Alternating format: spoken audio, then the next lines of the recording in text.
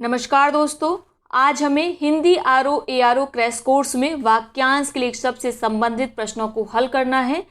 इस सेगमेंट से संबंधित स्टडी मटेरियल पिछले 4 सेशन में पढ़ाया गया है। यदि आपने उन वीडियोस को नहीं देखा है तो लिंक डिस्क्रिप्शन बॉक्स में दिया गया है। इसके साथ आप प्लेलिस्ट में भी चेक कर सकते हैं। तो चलिए स्टार्ट करते हैं आज के सेशन को। पहला प्रश्न है, जो पेट के बल चलता हो शब्द समूह के लिए सही शब्द है। नभचर, उदरचर, अगोचर या निरापद। पेट यानी उदर, तो जो पेट के बल चलता हो उसके लिए सही शब्द प्रयुक्त होगा उदरचर। नभचर किसके लिए प्रयुक्त होता है? आकाश में विचरण करने वाले के लिए। अगोचर का प्रयोग होता है जो इंद्रियों द्वारा ना जाना जा सके या जिसका ज्ञान इंद्रियों के द्वारा ना किया जा सके, उसके लिए प्रयुक्त होता है अगोचर शब्द का। निरापद का प्रयोग किसके लिए होता है? जिससे किसी प्रकार की हानि ना हो। तो चारों ही महत्वपूर्ण है, सभी को आपको याद रखना है। अगला प्रश्न है, जो छाती के बल गमन करता है वाक्यांश के लिए एक शब्द है।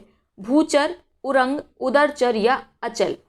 छाती अर्थात उर, तो जो छाती के बल गमन करता है उसके लिए उपयुक्त शब्द होगा उरंग। भूचर जो भूमि पर चलता है उसके लिए प्रयुक्त होगा भूचर। उदरचर हम पढ़ चुके हैं, जो पेट के बल चलता हो उसे कहते हैं उदरचल। अचल किसे कहते हैं? जो चल ना सके यानी जो स्थिर है, उसके लिए प्रयुक्त शब्द होगा अचल। और ये किसका पर्यायवाची है? पर्वत का। अगला प्रश्न है, जिसका किसी तरह उल्लंघन नहीं किया जा सके शब्द समूह के लिए उपयुक्त शब्द है। उल्लंघनीय, वायव्य, अनुल्लंघनीय या महाप्राज्ञ। जिसका किसी तरह उल्लंघन नहीं किया जा सके तो इसके लिए उपयुक्त शब्द होगा अनुल्लंघनीय। महत्वपूर्ण है, याद रखना है। और जिसका उल्लंघन किया जा सके उसके लिए एक शब्द होगा उल्लंघनीय। वायव्य क्या होता है? पश्चिम और उत्तर दिशाओं के मध्य के कोण को कहा जाता है वायव्य। महाप्राज्ञ किसके लिए प्रयोग होता है? जो बहुत बड़ा विद्वान हो। इसको याद रखेंगे, नया है।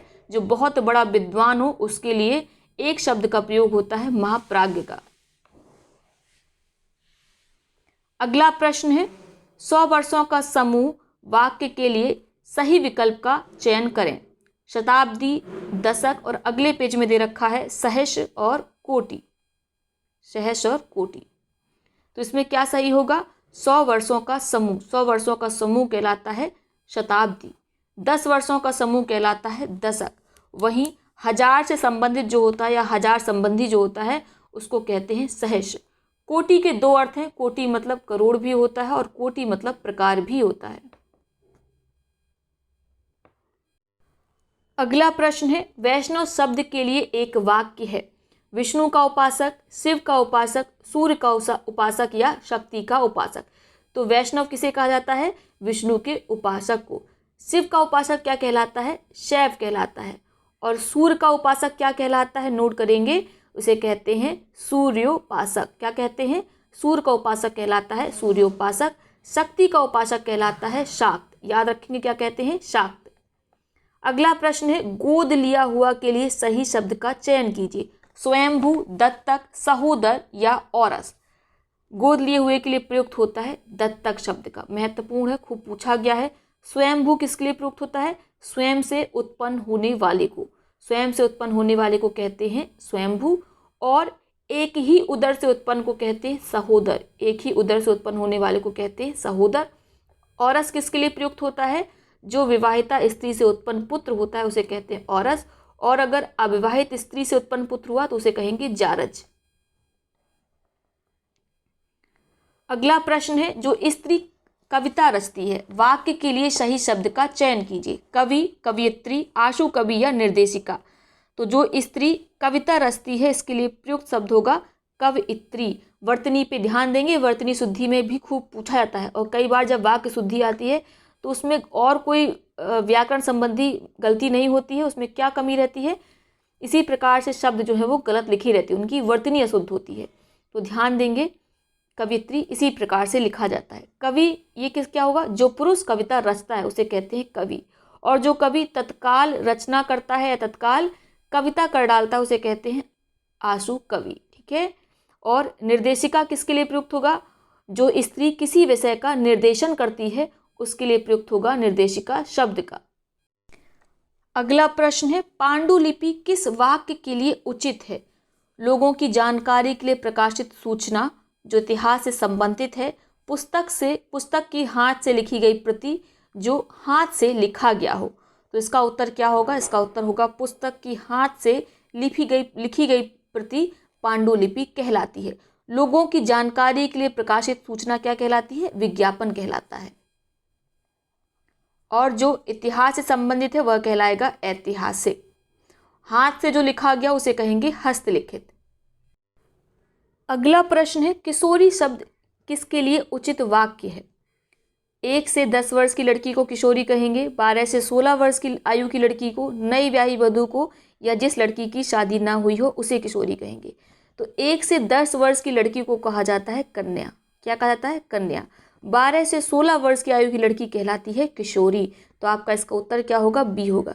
नई ब्याही बहू क्या कहलाती है? नववधू या नवोढ़ा। क्या कहलाती है? नवोढ़ा। जिस लड़की की शादी ना हुई हो उसे कहेंगे कुमारी। अगला प्रश्न है, जो धरती फोड़कर जन्मता हो, वाक्य के लिए कौन सा शब्द उपयुक्त है? द्विज, उद्भिज, स्वयंभू या भूतर। तो जो धरती फोड़कर जन्मता है उसके लिए शब्द सही होगा उद्भिज। महत्वपूर्ण है, पूछा गया है। ठीक है। स्वयंभू हम पढ़ चुके हैं, किसके लिए प्रयुक्त होता है? स्वयं से उत्पन्न होने वाले के लिए। भूधर किसके लिए प्रयुक्त होता है? पृथ्वी को धारण करने वाले के लिए प्रयुक्त होता है भूधर, इसीलिए यह नाग का पर्यायवाची है। द्विज किसके लिए प्रयुक्त होता है?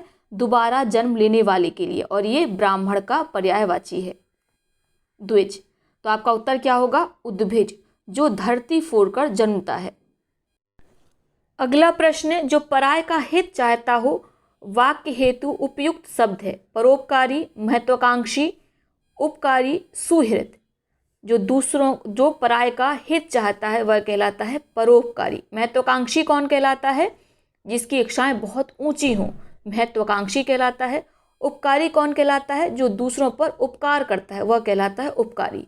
सुहृद यानी सुंदर हृदय वाला।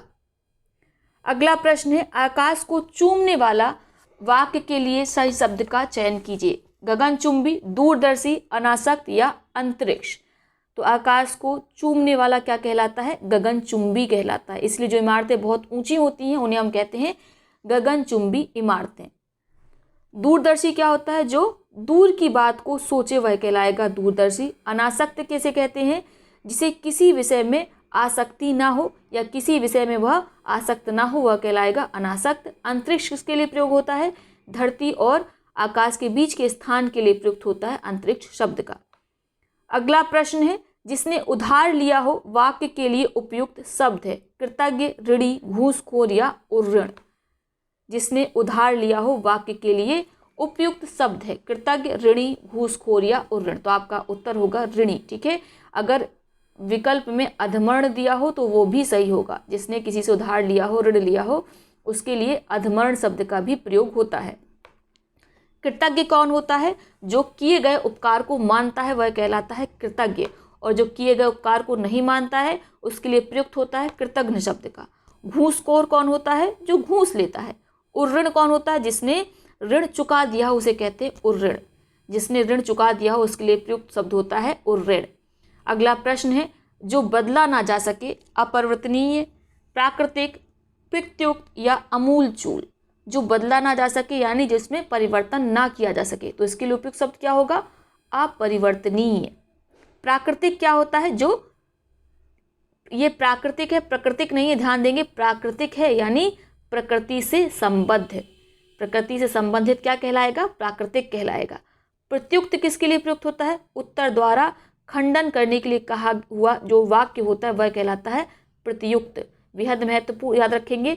उत्तर द्वारा खंडन करके कहा हुआ कहलाता है प्रत्युक्त। ऐसी उक्ति जिसके द्वारा कहे गए वाक्य का खंडन किया गया हो, यानी उत्तर द्वारा खंडन किया गया हो, तो प्रयुक्त होगा प्रत्युक्त का।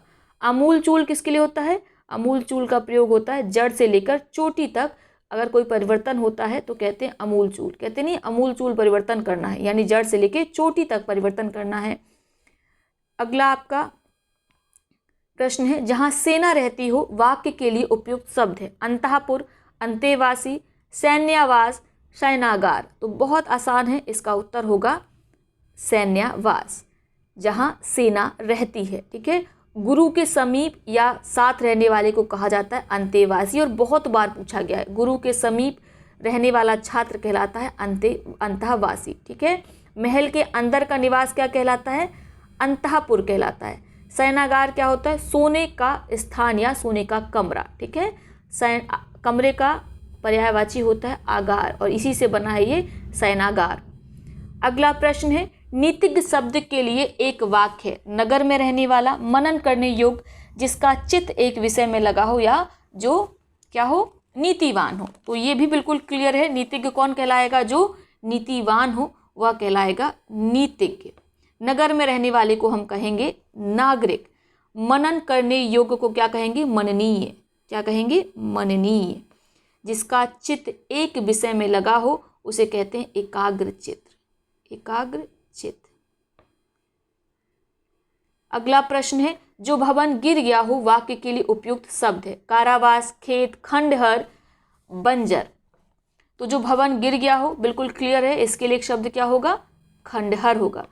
ये सारी वीडियोस को आप देखिएगा, भले आप स्वयं से पढ़ रहे हो, लेकिन ये वीडियोस आपके लिए काफ़ी उपयोगी रहेंगे। ठीक है, क्योंकि आप इसमें 2 इंद्रियों का प्रयोग हो रहा है। मैंने कई बार बोला है, मैं आपको मेरी आवाज़ सुनाई दे रही है, आप स्क्रीन पर लिखे हुए शब्दों को देख रहे हैं। ठीक है, और इसको पढ़ने के बाद आप मनन भी किया करिए। तो इस तरह से अगर आप पढ़ेंगे तो एग्ज़ाम में आपको याद रहेगा, और कसम खा लीजिए कि आपको 55+ नंबर लेके आने हैं। ठीक है, ऐसे ही नहीं, बस लाने हैं, ठान लेना है आपको। और आप में ऐसी कोई कमी नहीं है कि आप इस लक्ष्य को प्राप्त ना कर पाएँ। ठान लेंगे तो ज़रूर पूरा करेंगे, और अगर 55+ लाएंगे तो आपको कोई ARO प्री पास होने से रोक भी नहीं पाएगा। चलिए फिर अगले शब्द की बात करते हैं। खेत किसके लिए प्रयुक्त होता है? ऐसा स्थान जहाँ पर कृषि कार्य होता है उस स्थान को कहते हैं खेत। खंडहर का प्रयोग किसके लिए होता है? हमने अभी पढ़ा, खंडहर का प्रयोग किसके लिए होता है? जो भवन गिर गया हो। बंजर किसके लिए प्रयुक्त होता है?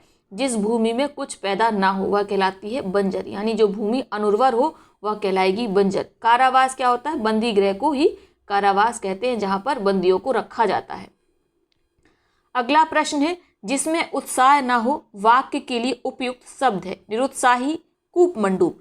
तो जिसमें उत्साह ना हो इसके लिए प्रयुक्त सही शब्द है निरुत्साही। क्या होगा? निरुत्साही।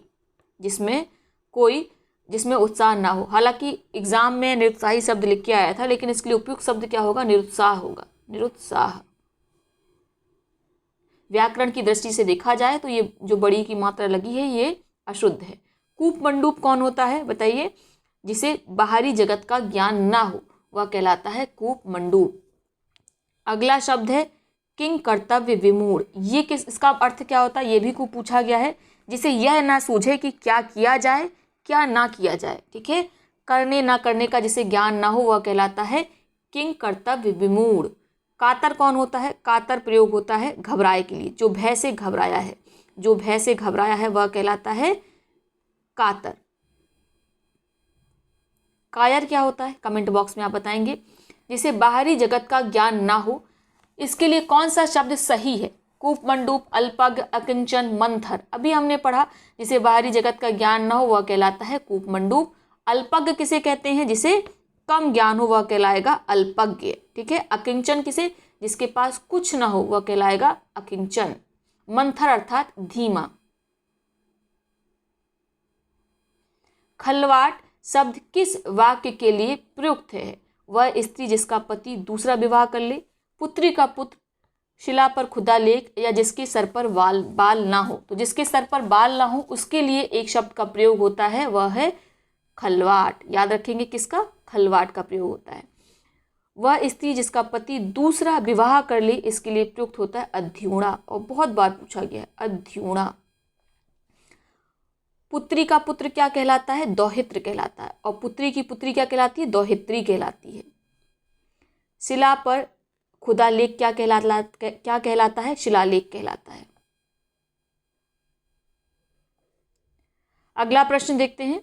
कष्ट सहकर होने वाला कार्य के लिए सही शब्द है अवेद्य, दुष्कर, श्रमजीवी, दुर्गम।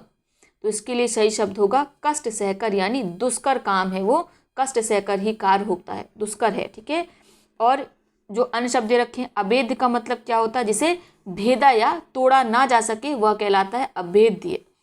दुर्गम क्या होता है? जहाँ जाना कठिन हो, जहाँ पहुँचना कठिन हो, वह कहलाता है दुर्गम। श्रमजीवी क्या होता है? श्रम कर कर जीने वाले को कहते हैं श्रमजीवी। अगला प्रश्न देखते हैं। जिसका स्वर्गवास हो गया हो उसके लिए सही शब्द होगा मृत्यु, मृत्युंजय, दिवंगत, मरणासन। तो इसको कहेंगे दिवंगत। जिसका स्वर्गवास हो गया यानी जिसकी मृत्यु हो चुकी हो उसके लिए उपयुक्त शब्द होगा दिवंगत। ठीक है। नेक्स्ट है आपका मृत्यु। तो मृत्यु जिसके शरीर से प्राण निकल गए हों तो वह क्या होता है? उसके एक शब्द, उसकी मृत्यु हो चुकी है। अगर शरीर से प्राण निकल गए यानी मृत्यु हो चुकी है। मृत्युंजय क्या होता है? जिसने मृत्यु को जीत लिया हो। जिसने मृत्यु को जीत लिया हो उसे कहते हैं मृत्युंजय। मरणासन क्या होता है? मृत्यु के समीप। मृत्यु के समीप शब्द के लिए प्रयोग होता है मरणासन शब्द का। नभचर शब्द के लिए एक वाक्य है। रात्रि में विचरण करने वाला, आकाश में विचरण करने वाला, 6 पैरों वाला या बुरा आचरण करने वाला। तो आकाश में विचरण करने वाले शब्द समूह के लिए प्रयुक्त होता है नभचर का। 6 पैरों वाला क्या कहलाता है? षटपद कहलाता है, षटपद। बुरा आचरण करने वाला क्या कहलाएगा? कदाचारी कहलाएगा, दुराचारी भी कहला सकता है। ठीक है। और रात्रि में विचरण करने वाले को कहते हैं निशाचर, राक्षस। ठीक है। राक्षस का पर्यायवाची है निशाचर। अगला प्रश्न है जो नभ में चलता है इसके लिए एक शब्द है खेचर, खच्चर, नभोत्पन्न या नभचाली। आपको बताना है इसके लिए क्या उपयुक्त शब्द होगा। तो इसके लिए उपयुक्त शब्द होगा खेचर, जो नभ में चलता है। ठीक है। जो नभ में चलता है उसको नभचर भी कहते हैं और खेचर भी कहते हैं। खच्चर तो आप जानते हैं वो क्या होता है? गधा का एक स्वरूप होता है, गधा और घोड़ा का स्वरूप होता है। नभोत्पन्न कौन होता है? नभ से उत्पन्न होने वाला। नभ यानी बादल से, नभ से उत्पन्न होने वाला कहलाता है नभोत्पन्न। अगला प्रश्न है जल में रहने वाला प्राणी कहलाता है जलज, जलनिधि, जलचर, जलधर। जल में रहने वाला, जो जल में विचरण करता है, तो ऐसा कौन है? जलचर है। क्या शब्द होगा इस वाक्य के लिए? जलचर। जलज क्या होता है? जो जल में उत्पन्न हुआ हो, जिसने जल में जन्म लिया हो। ठीक है। वह कहलाता है जलज। और ये किसका पर्यायवाची है? कमल का। और ये जलधर आप चाहें तो देख सकते हैं, जल को धारण करने वाला कहलाएगा जलधर। जलनिधि किसे कहते हैं? समुद्र को। तो चलिए अगला प्रश्न देखेंगे अब। चतुर्भुज शब्द के लिए उपयुक्त वाक्य है जिसकी 4 भुजाएं हो, जिसके 4 आनन हैं, 4 युगों का समूह, 4 वर्णों का समूह। आपको बताना है कि चतुर्भुज किस वाक्य के लिए उपयुक्त है। चतुर्भुज यानी 4, जिसकी 4 भुजाएं हो। क्या कहलाएगा? जिसकी 4 भुजाएं हो उसके लिए प्रयुक्त होगा चतुर्भुज शब्द का। जिसके 4 आनन हो उसे क्या कहेंगे? चतुरानन। क्या कहलाएंगे? चतुरानन। 4 युगों का समूह क्या कहलाता है? चतुर्युग। चतुर्युग। 4 वर्णों का समूह कहलाएगा चतुर्वर्ण।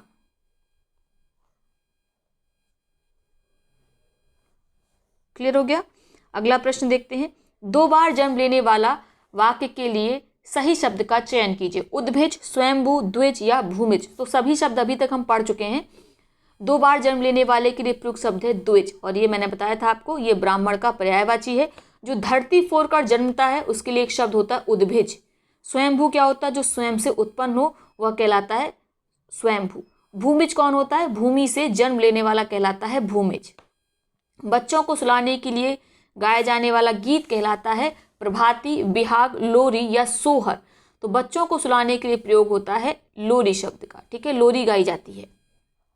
सोहर कब गाया जाता है? बच्चों की जन्म पर गाया जाने वाला गीत कहलाता है सोहर।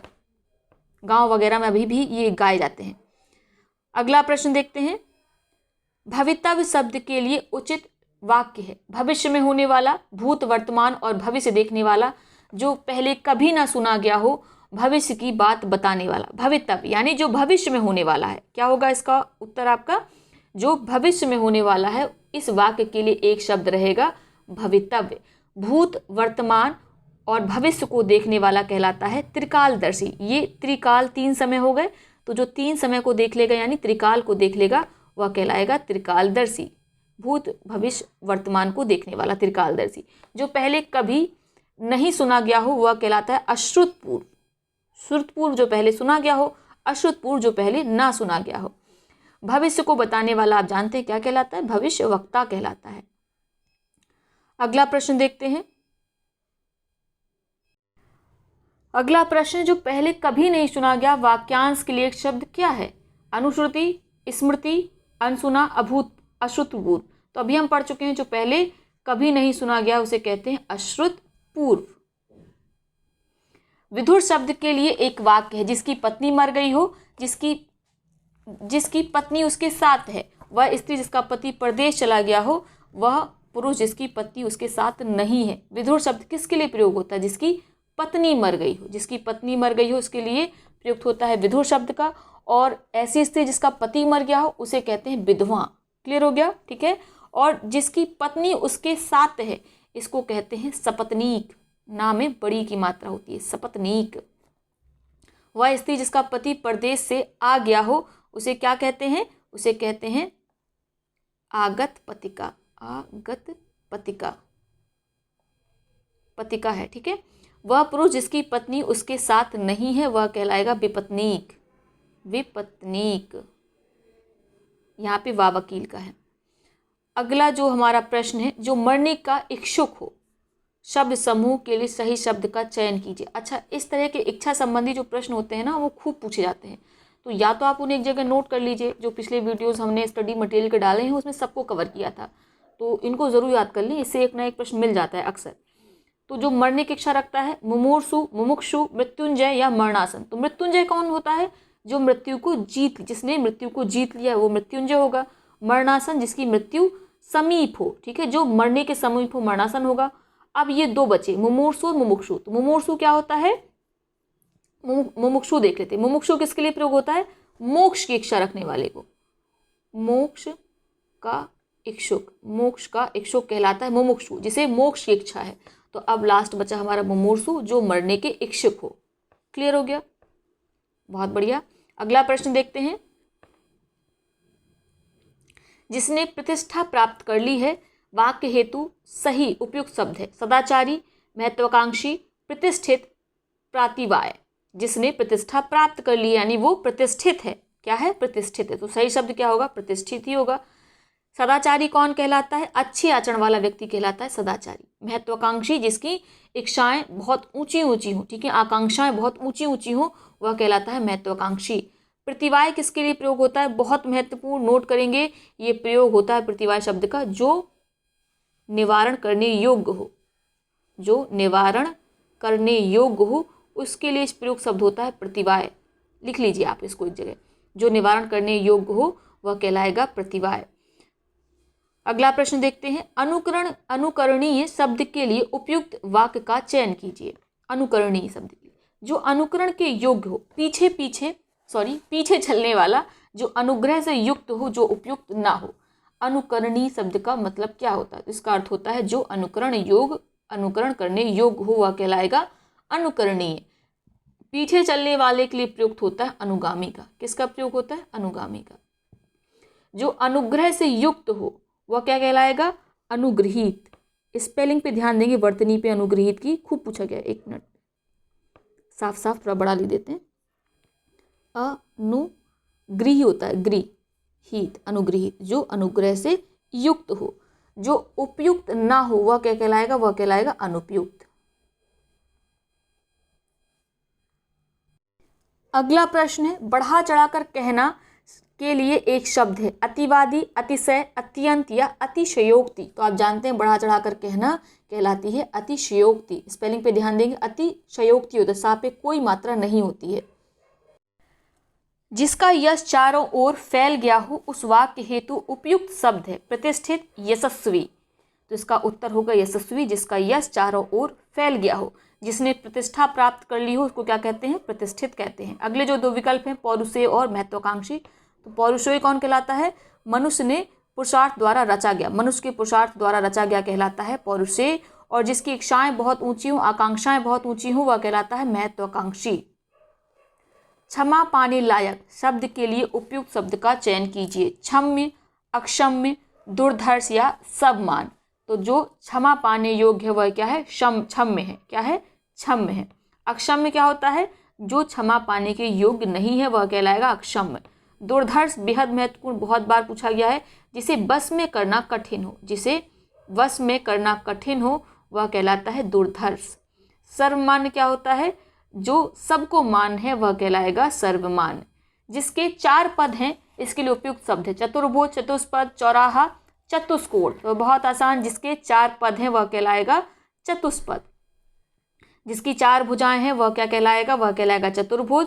और जहां पर 4 रास्ते आकर निकलती हो वह कहलाता है चौराहा। चतुष्कोण क्या कहलाता है? जिसमें 4 कोण हो वह कहलाएगा चतुष्कोण। जिसकी तुलना ना की जाए वाक्य हेतु उपयुक्त शब्द है अनुपम, अद्वितीय, अतुलनीय, अवंदनीय। जिसकी तुलना ना की जा सके तो वह क्या हो गया? अतुलनीय हो गया। वह क्या हो गया?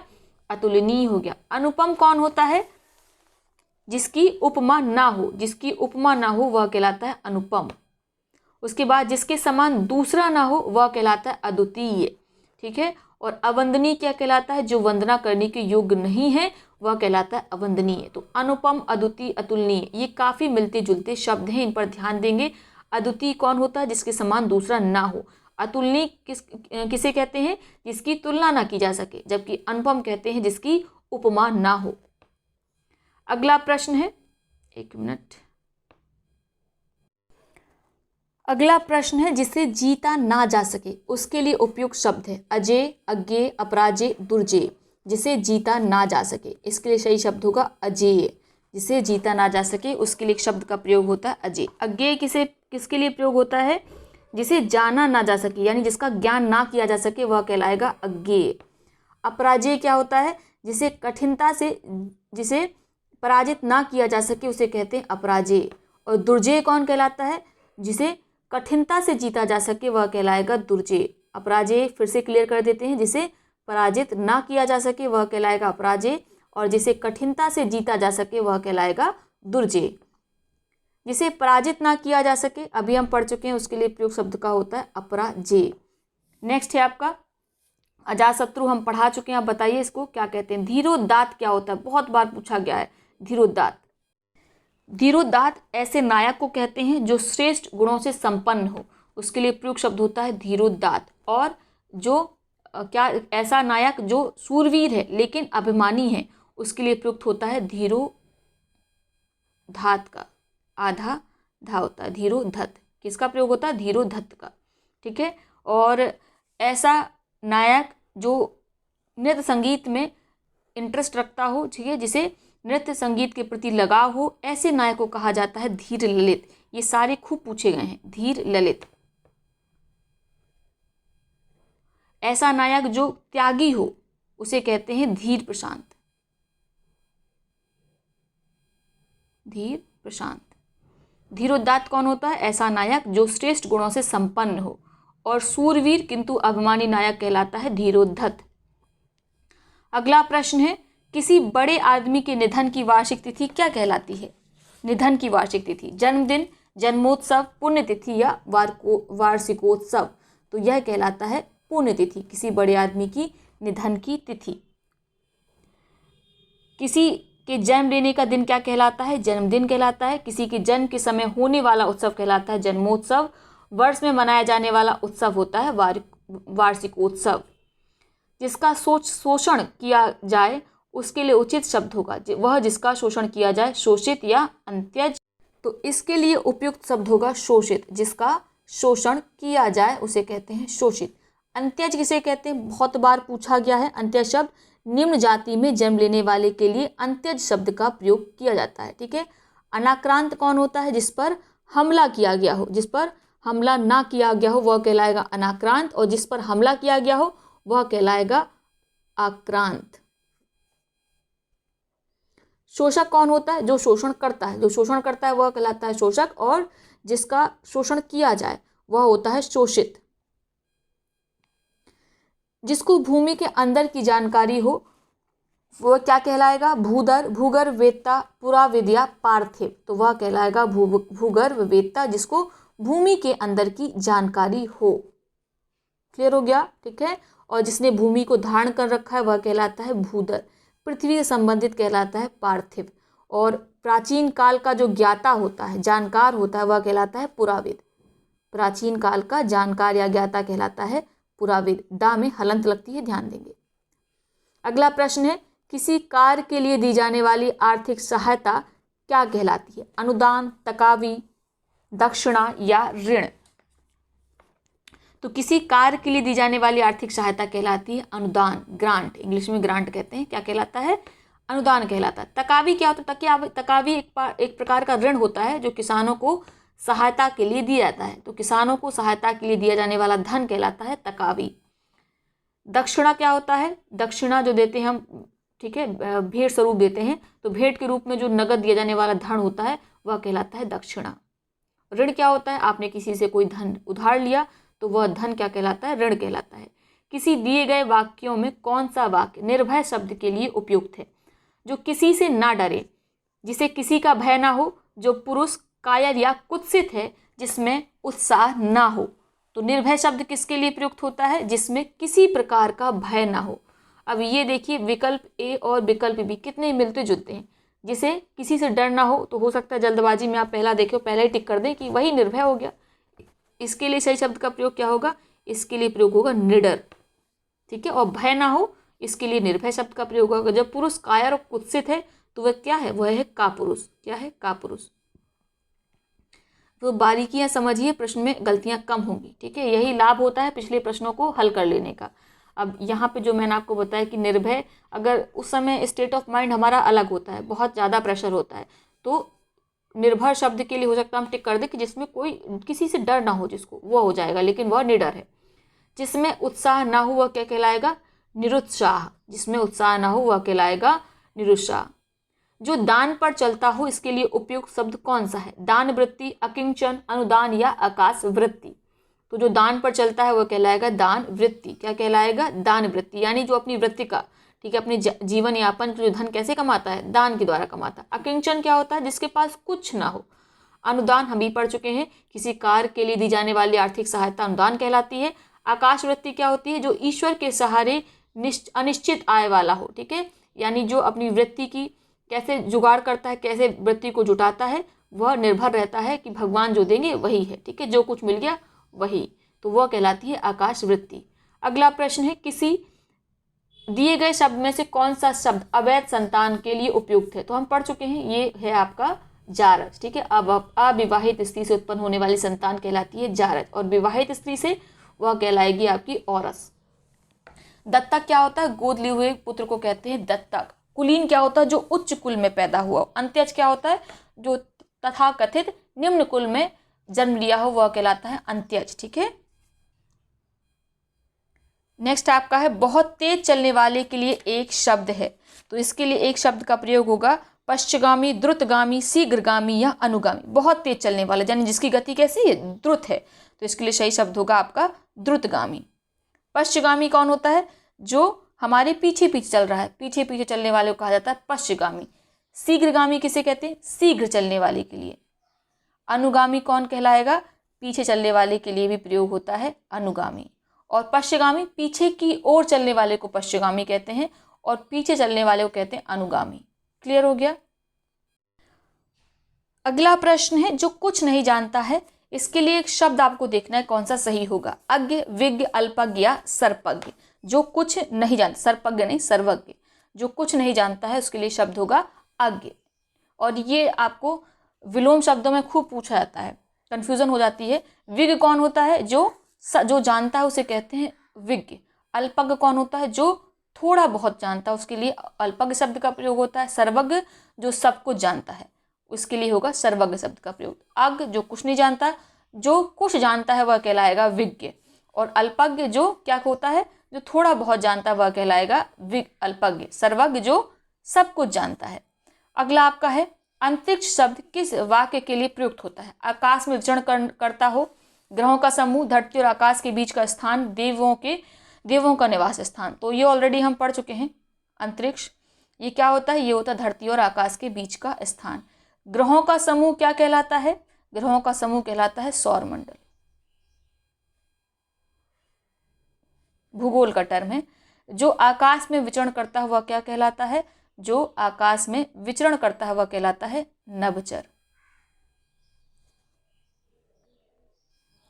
नभचर।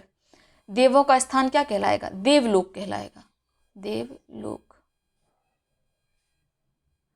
अगला है हमारा प्रश्न, जो गणना के योग्य हो, जो गणना के अयोग्य हो, इसके लिए एक सही विकल्प आपको देखना है। अगणनीय, नगण्य, असंख्य और गणनीय। जो गणना के अयोग्य हो तो वह कहलाएगा नगण्य। ठीक है, क्या कहलाएगा? नगण्य। जो गणना के अयोग्य हो, जिसकी गणना ना की जा सके उसे हम कहेंगे अगणनीय। क्या कहेंगे? अगणनीय। असंख्य क्या कहलाता है? जिसकी संख्या निश्चित ना हो वह कहलाएगा असंख्य। और गणनीय क्या होता है? जिसकी गणना की जा सके, जिसकी गणना की जा सके वह कहलाएगा गणनीय। अगला प्रश्न है, मर्मज्ञ शब्द के लिए एक वाक्य है। मर्मज्ञ, जो कुछ नहीं जानता हो। दूसरा विकल्प है हमारा, सब कुछ जानने वाला, किसी बात का मर्म, गूढ़ रहस्य जानने वाला, जो थोड़ा जानता हो। तो मर्मज्ञ किसके लिए प्रयुक्त होता है? जो किसी बात का मर्म जानता हो वह कहलाएगा मर्मज्ञ। क्या कहलाएगा? मर्मज्ञ। जो सब कुछ जानता है उसके लिए प्रयुक्त होता है सर्वज्ञ का, अभी हमने पढ़ा था। जो थोड़ा जानता है वह क्या कहलाता है? अल्पज्ञ। अगला प्रश्न है, जिसका आदि व अंत ना हो, इसमें से कौन सा शब्द सही नहीं है? अनंत, अनादि अनंत, आद्योपांत, शाश्वत। तो शाश्वत सही नहीं है यहाँ पर। शाश्वत किसके लिए होता है? जो हमेशा रहता है, जो नष्ट नहीं होता वह कहलाता है शाश्वत। और जिसका आदि अंत ना हो वह तो अनंत कहला सकता है, अनादि अनंत कहलाएगा और आद्योपांत कहलाएगा। तो सभी सही हैं, ये उपयुक्त शब्द नहीं है। तो इस तरह के प्रश्न परीक्षा में बहुत पूछे जाते हैं और आप जब भी हल करें तो नहीं शब्द पर ज़रूर फोकस कर लें। अगर नहीं दिया है तो उसको तुरंत ही आप क्या करेंगे? हाईलाइट कर लेंगे। अगला प्रश्न है, औदार्य दाता शब्द के लिए एक वाक्य है। जो दान करता रहता है, जो सब कुछ उदारता से देना चाहता हो, जो उदार दिखाता हो या जो उदारता ना दिखाता हो। तो औदार्य दाता कौन कहलाएगा? दाता यानी देने वाला। तो जो उदारता से देना चाहता हो वह कहलाएगा उदार दाता। जो उदारता दिखाता हो वह क्या कहलाता है? वह कहलाता है औदार्य। औदार्य। जो उदारता ना दिखाता हो वह क्या कहलाएगा? जो उदारता ना दिखाता हो वह कहलाएगा अनुदार। और जो दान करता रहता है वह कहलाता है दानी। तो याद रखेंगे, जो उदारता ना दिखाता हो अनुदार, जो उदारता दिखाता है वह कहलाता है औदार्य। अगला हमारा जो प्रश्न है वह है, जो बहुत आगे तक की सोच कर काम करता हो उसके लिए उपयुक्त शब्द है। जिज्ञासु, जिज्ञासा, सर्वज्ञ, अग्रसोची। जो बहुत आगे की सोचता है तो यानी अग्र की सोचता है तो वह कहलाएगा अग्रसोची। क्या कहलाएगा? अग्रसोची। जिज्ञासा क्या कहलाती है? जानने की इच्छा कहलाती है जिज्ञासा। और जो व्यक्ति जिज्ञासा रखता है वह कहलाता है जिज्ञासु। सर्वज्ञ कौन होता है? जो सब कुछ जानता है। अगला प्रश्न है, जो मृत्यु के मुख में आने को है, जो मृत्यु के मुख में आने को है उसके लिए एक शब्द होगा मृत्युंजय, मरणासन, मृत या मरणोन्मुख। तो मृत्यु के और जो उन्मुख है यानी मृत्यु के मुख में आने को है वह कहलाएगा मरणोन्मुख। मरणासन कौन होता है?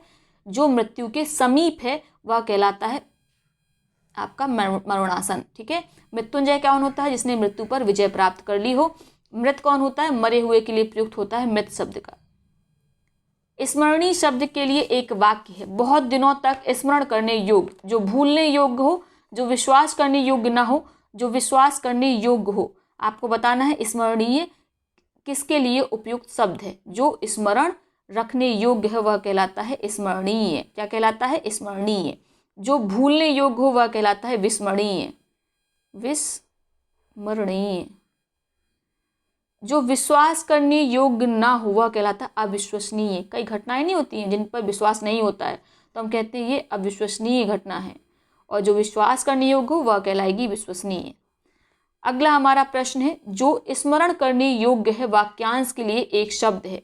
संस्मरण, स्मरणीय, विस्मरणीय या स्मरारी। तो इसके लिए सही होगा शब्द आपका स्मरणीय, जो स्मरण करने योग्य हो। हमने अभी ऊपर पढ़ा। अगला प्रश्न है, जिस पर विश्वास किया गया वाक्यांश के लिए एक शब्द है। विश्वामित्र, विश्वसनीय, विश्वासघात या विश्वस्त। जिस पर विश्वास किया गया, तो जिस पर विश्वास किया गया वह कहलाएगा विश्वस्त। क्या कहलाएगा? विश्वस्त। क्लियर हो गया? ठीक है, वह क्या कहलाएगा? विश्वस्त। और जो विश्वास करने योग्य हो वह क्या कहलाता है? वह कहलाता है विश्वसनीय। और जिस पर विश्वास किया गया उसके लिए उपयुक्त शब्द होगा विश्वस्त। अगला प्रश्न है, अवर्णीय शब्द के लिए एक वाक्य है जो बात वर्णन से परे हो, जो वाणी द्वारा व्यक्त किया जा सके, जिसे वाणी द्वारा व्यक्त ना कर सके, जो वचन या वाणी द्वारा ना कहा जा सके। तो देखिए चारों बहुत मिलते जुलते से विकल्प हैं और इस तरह के प्रश्नों में परीक्षा में थोड़ा सा ठहर के दिमाग को स्थायी करके हल करना चाहिए, जल्दबाजी में नहीं। पढ़ने में बहुत सरल लग रहा है लेकिन चार विकल्प चूंकि मिलते जुलते हैं तो आपको इसमें से मोस्ट अप्रोप्रिएट आंसर चुनना है, यानी सबसे उपयुक्त उत्तर क्या होगा। तो जो क्या है? अवर्णनीय, यानी जो वाणी से व्यक्त ना किया जा सके वह क्या है? अवर्णनीय है। ठीक है, उसके बाद जो वर्णन से परे हो उसके लिए क्या शब्द होता है? उसके लिए होता है वर्णनातीत। जो वाणी द्वारा व्यक्त किया जा सके वह क्या कहलाएगा? वर्णनीय। वर्णनीय, जो वाणी द्वारा व्यक्त किया जा सके। जो वचन या वाणी द्वारा कहा ना जा सके वह कहलाएगा अकथनीय। ऐसा ग्रहण जिसमें सूर्य पूरा ढक जाए उसके लिए उपयुक्त शब्द क्या होगा? खग्रास, चंद्रग्रहण, पूर्णिमा या अमावस्या। तो ऐसा ग्रहण जिसमें सूर्य पूरा ढक जाता है उसे कहते हैं खग्रास।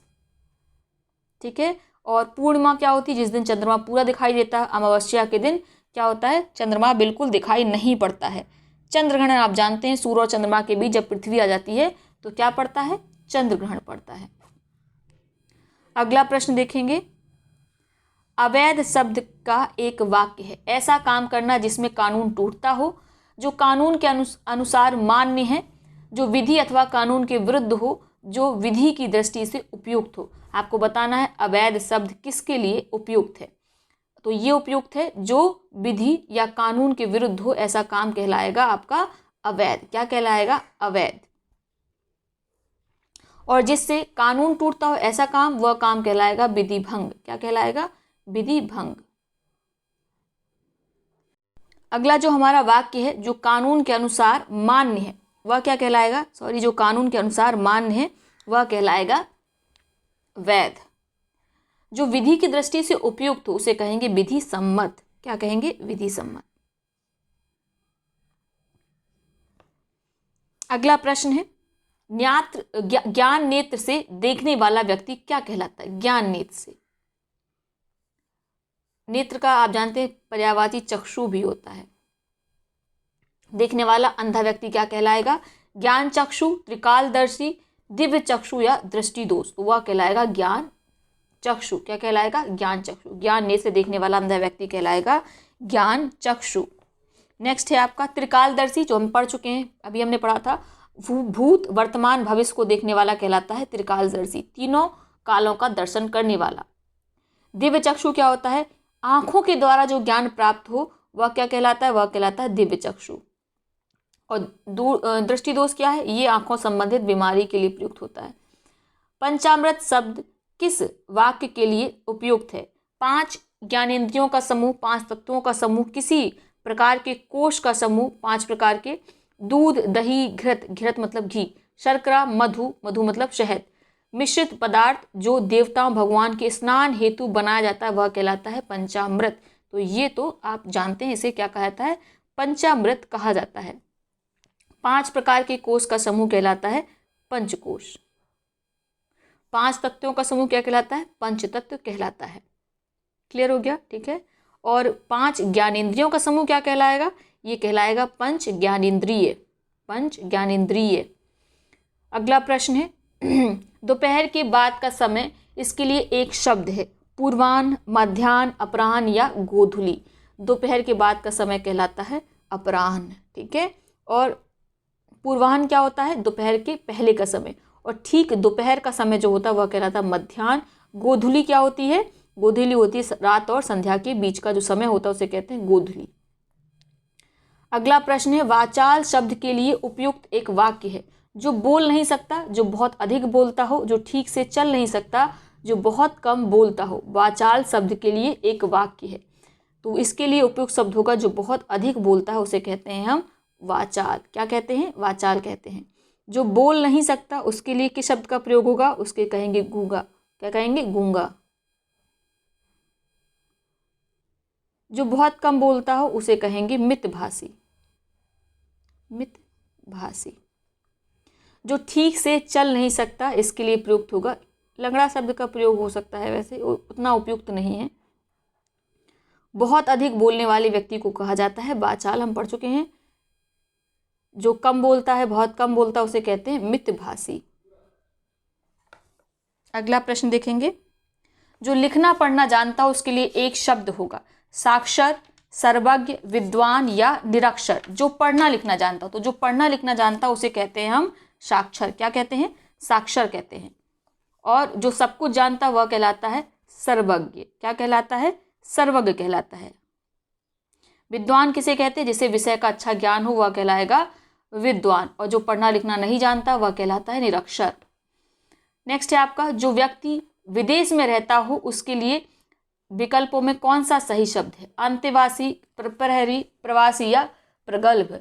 तो जो विदेश में रहता है ऐसे व्यक्ति को कहा जाता है प्रवासी। अंतेवासी कौन होता है? जो गुरु के समीप या पास रहकर जो साथ छात्र रहता है उसे कहते हैं अंतेवासी। गुरु के समीप रहने वाले छात्र के लिए अंतेवासी का प्रयोग होता है। जो पहरा देता है उसे कहते हैं प्रहरी। क्या कहते हैं? प्रहरी।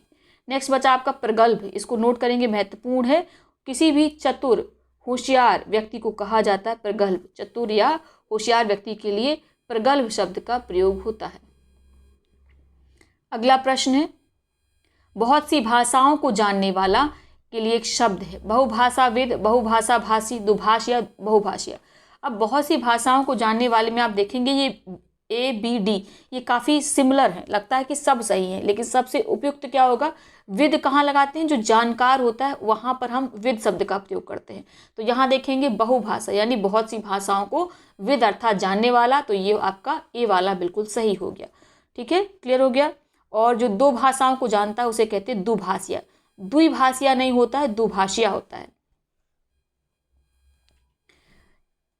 जो एक से अधिक भाषाएं जानता हो उसके लिए क्या शब्द होगा? दुभाषिया, बहुभाषाविद, साक्षर या ज्ञानी। तो अभी हम पढ़ चुके, उसके लिए प्रयुक्त शब्द होता है बहुभाषाविद। ठीक है, बहुभाषाविद।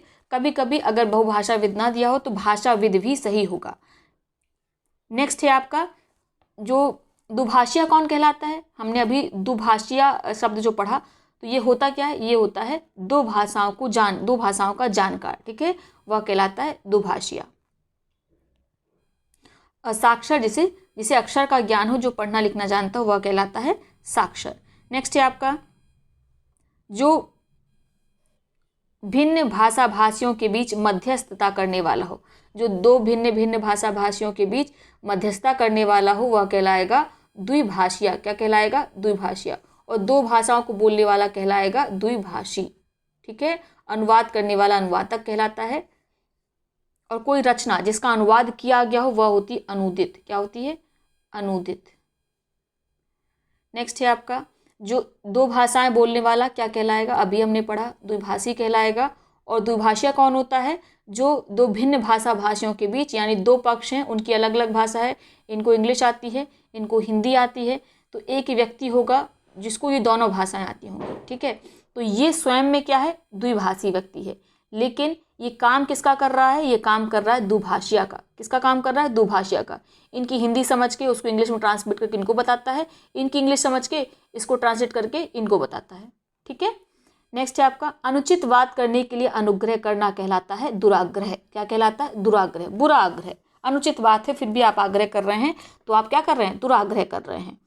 दुराधर्ष क्या होता है? बहुत बार पूछा गया, जिसका दमन करना कठिन हो वह कहलाता है दुराधर्ष। जिसका दमन करना कठिन हो। दुरूह क्या होता है? जल्दी समझ में ना आने वाला कहलाता है दुरूह। दुराशय कहलाएगा बुरा आशय या उद्देश्य वाला कहलाता है दुराशय। नेक्स्ट है आपका, जिसके समान कोई दूसरा ना हो इसके लिए उपयुक्त शब्द होगा अनन्य, अतुलनीय, असमान, असीम। ये तो हम बहुत बार अभी पढ़ चुके हैं, हमने विस्तार से इसको पढ़ा भी समझ के। तो इसके लिए क्या होगा? जिसके समान दूसरा ना हो वह कहलाएगा अनन्य। अतुलनीय कौन होता है? जिसकी तुलना ही ना की जा सके। ठीक है, असमान कौन कहलाएगा? जो समान ना हो। असीम क्या होता है? जो सीमा से परे हो वह कहलाता है असीम। ठीक है, क्लियर हो गया। नेक्स्ट आपका क्या है देखते हैं। जिसका कोई अर्थ ना हो वाक्य के लिए उपयुक्त शब्द है व्यर्थ, सार्थक, अवैध, अव्यक्त, तो जिसका कोई अर्थ ना हो वह कहलाएगा व्यर्थ।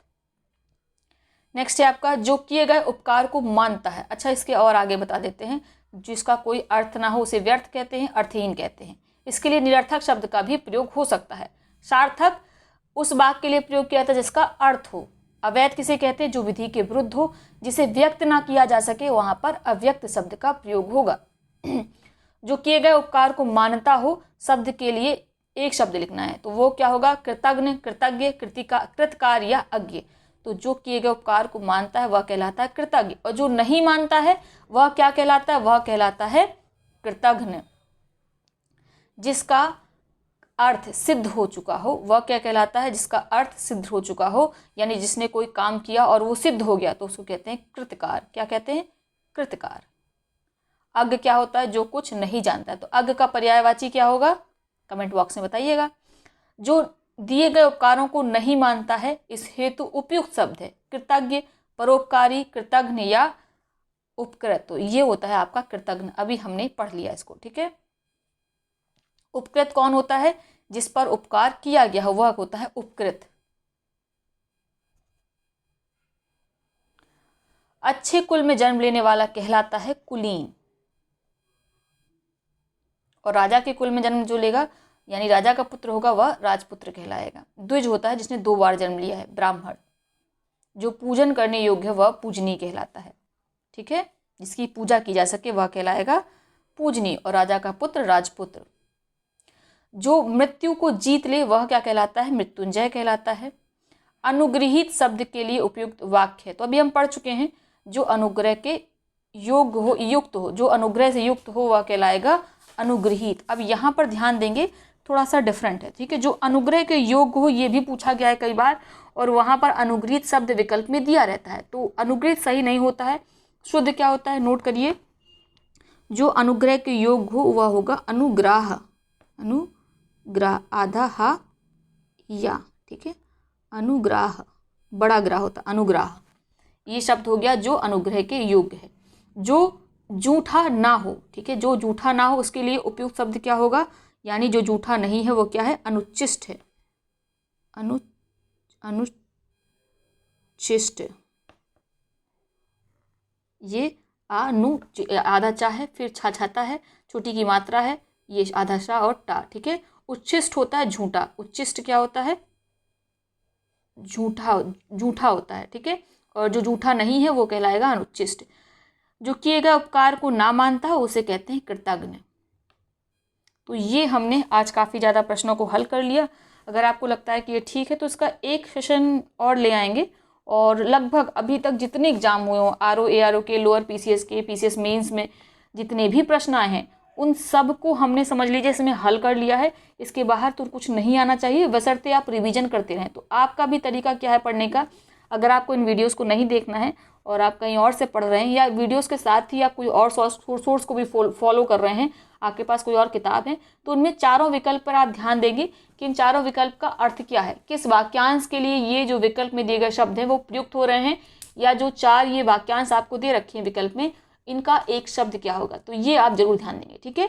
कोई भी सोर्स फॉलो करिए, लेकिन सोर्स क्या होना चाहिए? अच्छा होना चाहिए, ठीक है। एक तो हिंदी वाले जो टेस्ट लोग चला रहे हैं उसमें सबसे बड़ी दिक्कत है, एक तो उत्तर बहुत गलत रहते हैं, उनमें वर्तनीय शुद्धि रहती है। दूसरा, स्टैंडर्ड वो इतना हाई बना देते हैं कि जब आप उसको सॉल्व करने जाते हैं तो पता चला कि 60 में से आप 30, 35, 36 इतने हल कर पाते हैं, और इससे निराशा आती है, कॉन्फिडेंस डाउन होता है।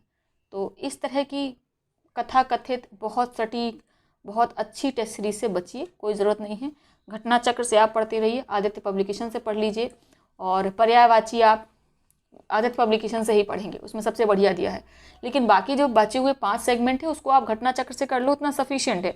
बाकी तो आपका स्टेट ऑफ माइंड डिपेंड करता है कि परीक्षा के दिन आप कैसे प्रश्नों को हल करते हैं, ये ज़्यादा मायने रखता है। प्रीवियस ईयर क्वेश्चन पेपर्स को आप लगाते रहो तो बढ़िया हो जाएगा। और मेरी सजेशन यही है, ज़्यादा किसी कोचिंग का टेस्ट वेस्ट हल मत करिएगा अब, ठीक है। जो फुल टेस्ट वाले होते हैं वो सबसे ज़्यादा गड़बड़ होता है। मैं अपना एक्सपीरियंस बताती हूँ। 2017 में मैंने जब तैयारी शुरू की थी, तो एक कोचिंग का नाम नहीं लूँगी अब, एक कोचिंग है, टेलीग्राम पे भी उनकी क्लासेस चलती हैं, तो उनका मैंने टेस्ट ज्वाइन किया था हिंदी का, काफ़ी फेमस है, ठीक है। और इतना घटिया उनका जो टेस्ट रहता था उसमें कभी भी मेरे 40-42 से अधिक नंबर नहीं आते थे। तो बड़ी निराशा होने लगी। तो फिर मैंने वो टेस्ट लगाना ही बंद कर दिया और मैं केवल घटना चक्र और आदित्य पब्लिकेशन से पढ़ रही थी। उसके बाद मेरे 58 नंबर 2017 में थे और अभी जो 16 वाला मैंने प्री दिया था उसमें मेरे 59 सही थे हिंदी में। तो किसी के कठिन सोर्सेस को लेके ललचाइए मत, लालायित मत हुई कि बहुत अच्छे होंगे, ठीक है। उनका उद्देश्य ही होता है कि अगर लड़का 60 में 55 कर ले रहा है तो फिर मज़ा नहीं आएगा, इसका मतलब हमारे टेस्ट में ना दम नहीं है, लड़कों को ये लगने लगेगा। तो वो लोग जानबूझ के वाहियात से सवाल ढूंढ के लाते हैं ताकि लड़के हल ही ना कर पाएँ, ठीक। तो वहाँ पर उनका उद्देश्य होता है कि लड़के कम से कम हल कर पाएँ, सिखाना या सीखना उनका उद्देश्य नहीं होता है। तो इस तरह के टेस्ट से आपको बचना है। तो फिलहाल ये हमने सेशन कर लिया आज, और एक और सेशन हम बना देंगे जिसमें और सारे जो प्रश्न बचे हैं उनको भी कवर कर लेंगे। उसके बाद हमारा ये वाला सेगमेंट पूरा हो जाएगा। अगला वाला सेगमेंट हमारा वर्तनी शुद्धि का रहेगा क्योंकि उसमें बहुत गलतियाँ होती हैं, और उसके तुरंत बाद हम लोग पढ़ेंगे तद्भव तत्सम, क्योंकि उसमें भी बच्चे बहुत गलत करते हैं, और उसको हमारे साथ पढ़िएगा, देखिए कितना मज़ा आता है। तो ठीक है, मिलते हैं अगले सेशन में। तब तक के लिए पढ़ते रहिए, स्वस्थ रहिए, मस्त रहिए और रिवीजन करते रहिए।